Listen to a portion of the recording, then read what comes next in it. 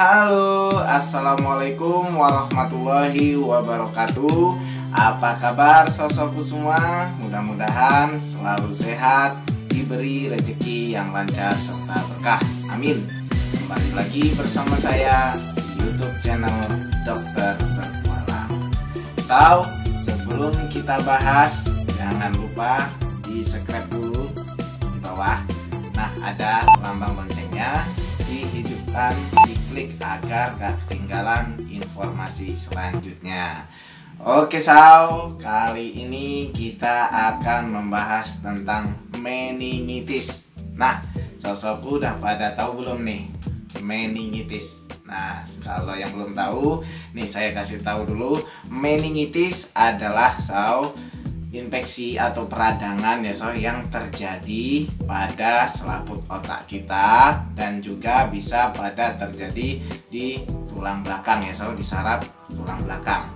Nah, ini penyebabnya ada yang karena bakteri, ada yang karena virus, ada yang karena jamur, dan juga ada karena parasit. Nah, apa saja bakterinya, virusnya, jamurnya, dan parasitnya tidak usah saya jelaskan, karena nanti kalau saya jelaskan sosokku jadinya kuliah kedokteran dong.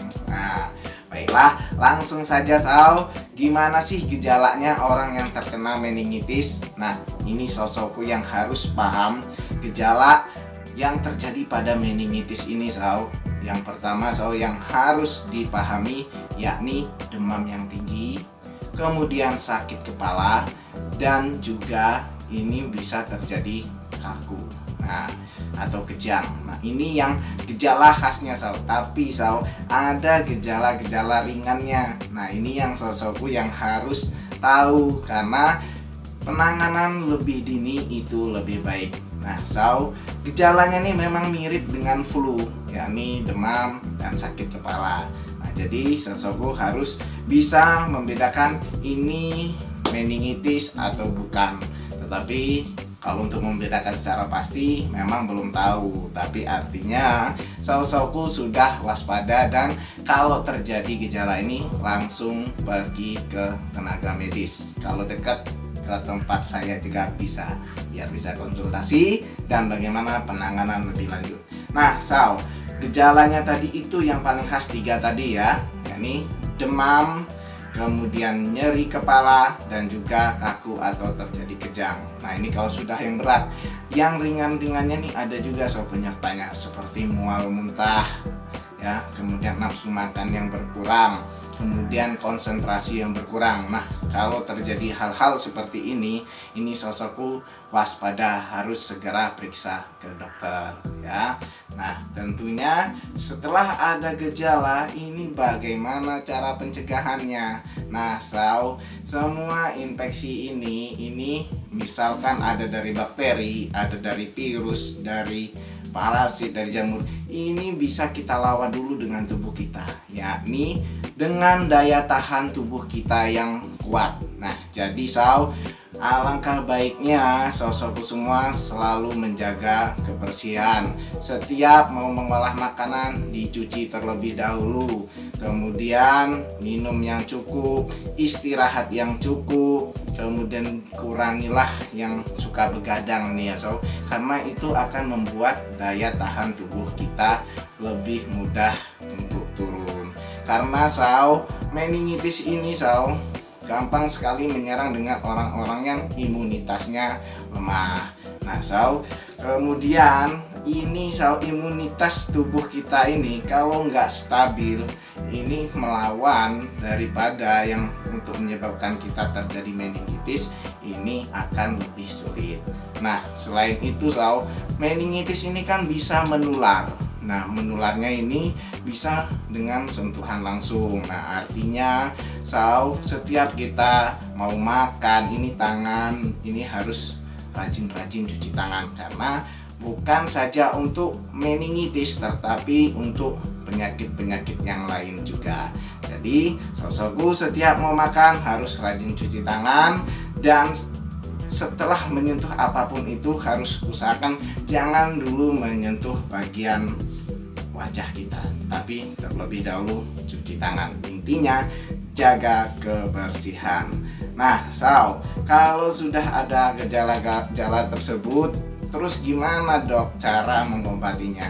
Nah, cara mengobatinya yang paling benar itu adalah salah satu datang ke tenaga medis. Jangan dicoba-coba dengan obat-obatan yang sosokku tidak tahu. Jangan gampang membeli antibiotik atau obat-obatan yang lain yang dosisnya sosokku tidak tahu, karena ini akan menyebabkan resistensi terhadap tubuh kita. Jadi harus pas pemilihan obatnya. Nah, ini agak kesel dikit ya. Nah, jadi sosokku harus memperhatikan tidak boleh sembarangan konsumsi obat. Nah, tadi sosokku sudah dijelaskan bagaimana apa itu meningitis, kemudian gejalanya, penularannya, pencegahannya tadi sudah saya jelaskan. Nah, ini yang sosokku nggak boleh ketinggalan. Harus tahu bahwasanya meningitis ini kita tidak bisa membedakan ini apa karena bakteri, apa karena virus, apa karena jamur, atau karena parasit. Tapi ini bisa dibedakan dengan diagnosa yang lengkap, yakni pergi ke rumah sakit dengan dokter.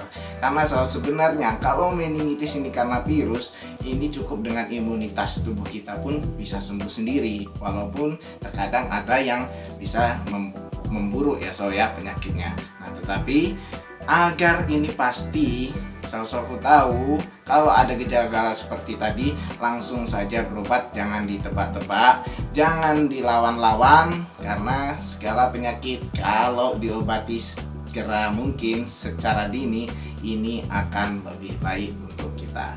Nah, demikian tadi penjelasan saya tentang meningitis. Ingat, jangan pernah sosokku makan sebelum cuci tangan, karena ini sangat berisiko untuk kita, bukan hanya penyakit meningitis tetapi penyakit-penyakit yang lainnya. Waspada, ingat selalu imunitas tingkatkan dan selalu jaga kebersihan. Terima kasih sudah ditonton. Jangan lupa di like, share, komen, dan dibagikan agar informasi ini bermanfaat buat rekan kita, teman kita, dan juga keluarga kita. Terima kasih. Salam sehat untuk kita semua. Wassalamualaikum warahmatullahi